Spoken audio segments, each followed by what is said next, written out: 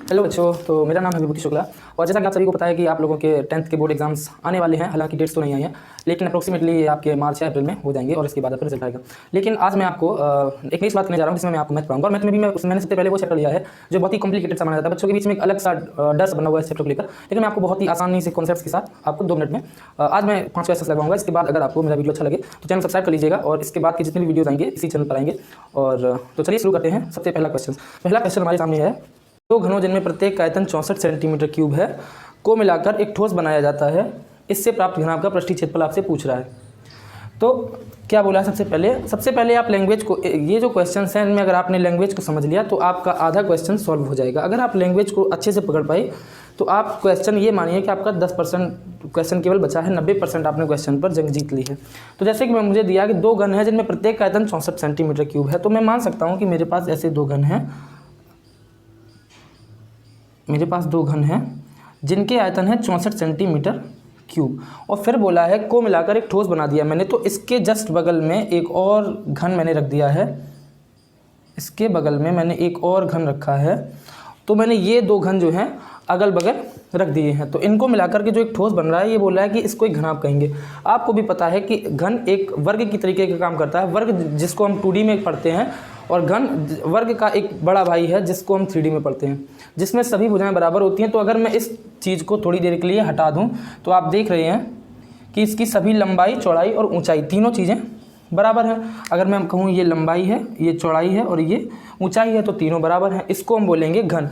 लेकिन अगर मैंने इसमें एक घन और जोड़ दिया, अगर मैंने इसमें एक घन और जोड़ा तो अब आप देख रहे हैं कि इसकी जो लंबाई है वो ज़्यादा हो गई है चौड़ाई के मुकाबले। चौड़ाई तो उतनी ही रही है, ऊंचाई भी उतनी ही रही है, लेकिन आपकी जो लंबाई है वो बढ़ चुकी है। लेकिन हम इस क्वेश्चन को टैकल कैसे करेंगे? पहले आपको दिया हुआ है 2 घनों जिनमें प्रत्येक का आयतन 64 सेंटीमीटर क्यूब है, तो हम लिखेंगे कि घन का आयतन कितना दिया है हमको? 64 सेंटीमीटर क्यूब। आपको भी पता है और हर एक बच्चे को पता है कि घन का आयतन क्या होता है। घन के आयतन का सूत्र होता है भुजा की घात 3। तो भुजा की घात 3 = 64 हम लिख सकते हैं। और सभी बच्चे को पता है कि 64 किस चीज़ का घन होता है, तो 64 घन होता है 4 का। तो हम भुजा की घात 3 को बराबर लिख सकते हैं 4 की घात 3 के। अगर हम इन दोनों को कंपेयर करेंगे तो घात 3 से घात 3 दोनों तरफ चली जाएंगी, तो बचेगा कितना मेरे पास? भुजा बराबर 4। भुजा मेरे पास आ चुकी है 4। अब आपसे पूछा है कि जो अब आपको घनाभ प्राप्त हुआ है इसका आपको पृष्ठीय क्षेत्रफल ज्ञात करना है। तो अगर ये भुजा 4 आई है, ये किसकी भुजा है? ये घन की भुजा है, जो कि मेरा पहले घन मुझे मिला हुआ था। 2 घन जिनमें प्रत्येक आयतन 64 है, तो उस घन की भुजा थी 4, मतलब इतना दिया हुआ था 4, ये था 4, इसकी ऊंचाई भी 4 थी और इसकी जो चौड़ाई थी वो भी आपको 4 दी हुई थी। लेकिन जब मैंने इसमें एक और सेम टू सेम घनाभ ऐड किया तो उसकी भी लंबाई 4 रही होगी, उसकी चौड़ाई भी 4 रही होगी, उसकी ऊंचाई भी 4 रही होगी। इसका मतलब है आप देख रहे हैं कि ऊंचाई में कोई भी डिफरेंस नहीं आया है। जितनी ऊंचाई पहले थी उतनी ही ऊंचाई अब रही है। अब मैं कह सकता हूं कि h बराबर h रहा है, b बराबर b रहा है, मतलब चौड़ाई में भी कोई डिफरेंस नहीं आया, आप देख सकते हैं। लेकिन मैंने लंबाई में अगल बगल रखे हैं तो आपकी लंबाई में डिफरेंस आ चुका है। और पहले 4 था, इसके बगल मैंने एक और रख दिया, तो अब ये लंबाई जो है बढ़ करके 4 + 4 = 8 सेंटीमीटर हो जाएगी आपकी। बस अब आपका क्वेश्चन सॉल्व हो चुका है। बस आपको अब क्या करना है कि घनाभ का पृष्ठीय क्षेत्रफल का सूत्र लगाना है। तो बस घनाभ का पृष्ठीय क्षेत्रफल का सूत्र लगाएंगे और उत्तर हमको मिल जाएगा। तो घनाभ का पृष्ठीय क्षेत्रफल होता है 2 कोष्ठक में LB + BH + HL।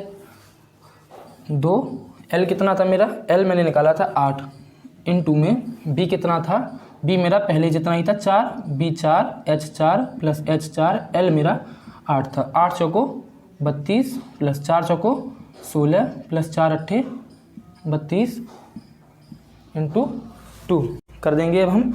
तो अब आपका आंसर जो आएगा वो कितना आएगा? इन दोनों तीनों को ऐड करेंगे, 32 16 32, 32 दूनी 64, 64 6 70, 70 10 80। मतलब यहाँ पर आपका जो क्वेश्चन आएगा, इसके बाद मैं यहाँ पे लिख रहा हूँ, तो आपका इन तीनों का सम कितना आया? 80, और मल्टीप्लाई में यहाँ पर 2 लिखा हुआ है, तो ये 2 को मैं गुणा कर दूंगा, तो मेरा आंसर आ जाएगा 80 दूनी 160 सेंटीमीटर स्क्वायर, जो कि आपका फाइनली उत्तर है। ठीक है।